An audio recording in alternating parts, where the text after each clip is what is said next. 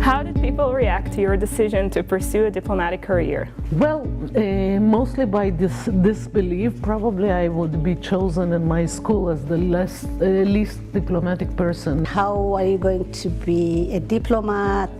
What about the family? I always wanted to become a diplomat, so when I was accepted to the ministry, all my friends and family were very encouraging. I think all in all it was good. I think when it came to us leaving to Australia, it was a bit harder. Some thought I was crazy to leave my prospect career as a psychologist. Others envied me for what they wrongfully thought would be a very glamorous and pure fun job. What's the one moment or memory from your career that you'll tell your grandchildren? I think I did history. I'm the first Ethiopian to be a diplomat. And my kids, my grandkids, have to be proud of me, I think. One of the most touching moments we had in Ukraine was a visit to a Kharkiv hospital in eastern Ukraine with a delegation of doctors from Sheba Hospital in Israel. This was one of the first times that I've seen the effect that the work of an Israeli diplomat has on people and day-to-day lives. I hope I haven't experienced it yet, because I hope to have great experiences. What's the most unpleasant experience you've had during your career? So very soon after I landed in Ukraine, I opened up a Word file and I named it Things That Men Told Me on My First Mission. And I kept on updating it, and I'm still updating it. At the beginning of my mission in Spain, I had to leave 2 crying children of 5 and 7 years old at the entrance of their school, knowing that they don't understand the language and that they will be having a very tough day. It was really sad, and I almost cried with them. I was still a cadet. I was here in the ministry, and there was a lecturer that came to lecture in front of us. He told me, like, you have a lot of women in your course. And I was like really proud of it. It's like, yeah, we do. We have a lot of women. And he was like, I don't understand why.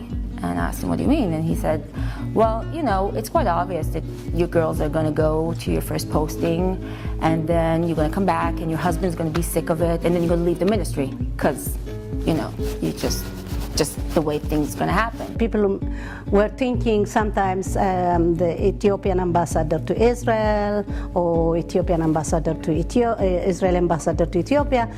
People didn't understand me. Sometimes I have to explain. I am the Israeli ambassador to Ethiopia. How come so many women in one embassy? It was in the 90s.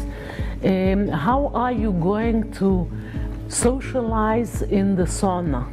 Who is your role model? I love this question. My role model is my mom. Untired, always working. I was asking her, Mom, why you have not get a rest? Go relax yourself. She said, no. My kids are my relaxation, my grandkids are even more. I find inspiration in all the brave and courageous women before me that had the strength and courage to fight for equal rights, to fight for women to be able to vote. I think my family as a whole has sort of been as a role model in the sense that the way that they raised me is to never think about the fact that I'm a woman as sort of a setback or something that I need to give a second thought to, or there's something I can't do because I'm a woman. Like, there was never sort of that sort of discussion.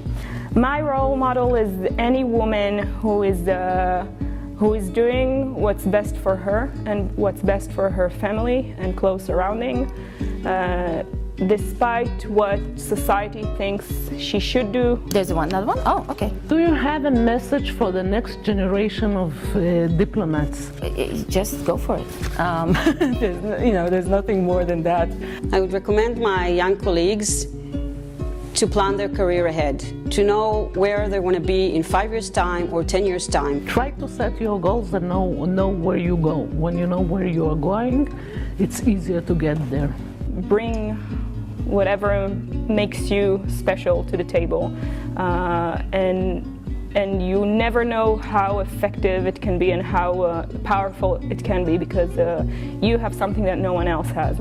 For the new generation, if I did it, you can do it. Just do it. Dream and do it.